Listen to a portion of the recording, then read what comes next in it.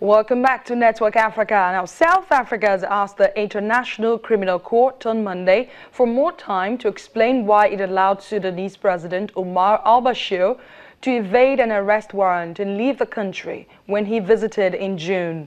Bashir is accused of masterminding genocide, crimes against humanity and war crimes during Sudan's Darfur conflict and is wanted by the Hague-based tribunal, which issued a warrant for his arrest in 2009. As an ICC signatory, South Africa is obliged to implement warrants from the court. But when Bashir visited for an AU summit, the government refused to arrest him and even allowed him to leave the country in violation of a domestic court order. In a subsequent ruling, the High Court made clear that Pretoria was under legal obligation to exercise the warrant. Now, ICC judges last month asked South Africa for an explanation. I spoke to Angela Mudukuti, an international criminal law expert with the Southern African Litigation Center, earlier on the phone about the legality of South African government's position in this case. And here is what she had to say. Absolutely. South Africa breached its international and domestic law obligations because South Africa has made the Rome Statute of the ICC domestic law in South Africa by way of the Implementation Act. And so in terms of its international commitments and its domestic commitments, it had a duty to arrest President Omar al-Bashir when he visited the country in June this year. So in view of that, the South African government has argued that Bashir enjoyed diplomatic immunity during his visit. But now it is asking for time to assess the legality of its position because it felt that the ICC had not adhered to the principles of justice. Has the ICC erred in any way in this regard? Well, what transpired between the ICC and South Africa is an issue for them to discuss. What the government discussed at the ICC, we are not privy to those discussions. But what is clear on a domestic level is that in terms of the law, South Africa failed to comply with its duty, which is why we brought the case before the High Court in South Africa here, and which is why the matter continues on appeal because the government is appealing that ruling. So in terms of the politics at the upper levels, we are not concerned with that. Our main focus is the litigation currently against the state.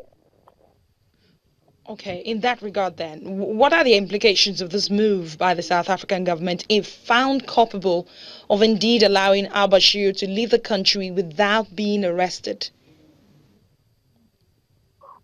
Well, domestically, as we say, the matter is still under appeal, so we'll have to wait and see what happens there. Internationally, it depends on South Africa's response to the International Criminal Court, and then it is possibly referred to the Assembly of States Parties, but it's very difficult to speculate because the necessary information hasn't come out yet. Okay, so the failure to detain Bashir was definitely a blow to the ICC, which has come under criticism from African states, some African states that is, for what they see as its disproportionate focus on the continent in bringing its prosecutions. How best can the ICC proceed on this case? I think failure to arrest Bashir perhaps was a blow to the ICC, but I think more importantly it was a blow to South Africa's reputation. And I think this idea of the ICC targeting Africa, I don't think it's justified because if you see 70% of the cases before the courts are what we call self-referrals, where independent African governments have referred themselves to the ICC. They're making use of the courts they helped create. Let us not forget that there would be no ICC without the African state parties that have supported its creation. And so that's a very important thing to understand. And with regard to the ICC moving forward, I agree that the ICC does need to increase the geography of its docket and further its investigations and prosecutions in other situations. However, that doesn't negate the cases that exist currently. The cases they are currently pursuing are legitimate cases. There are African victims, there are crimes that have been committed, and justice and accountability is vital on this continent. Well, there was Angela Mudukuti, an international criminal law expert with the Southern African Litigation Center, speaking to us about South Africa's involvement there. Well, let us go on Network Africa. We would like to give you and bring you, that is, the question of the day, because we want you to speak to us. You heard what Mo Ibrahim governance report says about Ivory Coast's style of governance. It is in the lead. And now, because of that, should President Alassane Ouattara seek another term in office? The indices are there that Ivory Coast is doing quite well. So respond to us, send an email to networkafrica@channelstv.com. Reach us on Twitter @AdeshawaJosh.